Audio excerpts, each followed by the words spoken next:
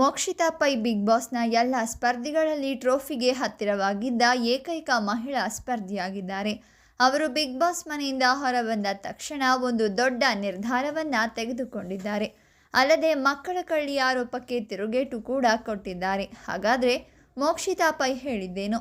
Big boss ಮನೆಯಲ್ಲಿ ಇದ್ದ ಎಲ್ಲ ಸ್ಪರ್ಧಿಗಳಲ್ಲಿ ಮೋಕ್ಷಿತಾ ಪೈ ತುಂಬ ನೆಗೆಟಿವ್ ಆಗಿ ಮಾಧ್ಯಮಗಳಲ್ಲಿ ಸುದ್ದಿಯಾಗಿದ್ದರು.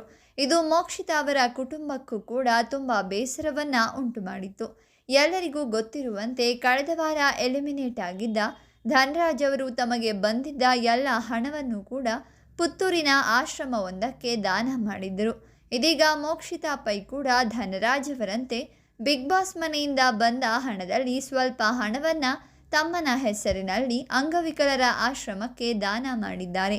2 ಲಕ್ಷ ಹಣವನ್ನು ಅಂಗವಿಕಲರ ಆಶ್ರಮಕ್ಕೆ ಮೋಕ್ಷಿತಾ ಪೈ ದಾನ ಮಾಡಿದ್ದಾರೆ. ಇದು ನಿಜವಾಗಿಯೂ ಅವರ ಒಳ್ಳೆತನವನ್ನು ತೋರಿಸುತ್ತೆ. ಇನ್ನು ಮೋಕ್ಷಿತಾ ಪೈ ಬಿಗ್ ಬಾಸ್ ಮನೆಯಿಂದ ಹೊರಬಂದ ಬಳಿಕ ಅವರ ಮೇಲೆ ಇದ್ದ ಮಕ್ಕಳ ಕಳ್ಳಿ ಆರೋಪಕ್ಕೆ ತಿರುಗೇಟು ಕೊಟ್ಟಿದ್ದಾರೆ. ಆ ಕೇಸ್ಗೂ ನನಗೂ ಸಂಬಂಧವಿಲ್ಲ. ಆ ಪ್ರಕರಣ ಈಗ ಮುಗಿದು ಹೋದ ಅಧ್ಯಾಯ. ಎಲ್ಲರ ಜೀವನದಲ್ಲಿ ಒಂದು ಕಹಿ ಘಟನೆ ನಡೆದಿರುತ್ತದೆ.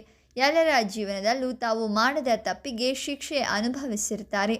ನನ್ನ ಜೀವನದಲ್ಲೂ ಅಂತಹ ಘಟನೆ ನಡೆದಿದೆ. ಮತ್ತೊಬ್ಬರ ಹೆಸರು ಹಾಳು ಮಾಡುವ ಮುನ್ನ 100 ಬಾರಿ ಯೋಚನೆ ಮಾಡಿ ಅಂತ ಮೋಕ್ಷಿತಾ ತಿರುಗೇಟು ಕೊಟ್ಟಿದ್ದಾರೆ.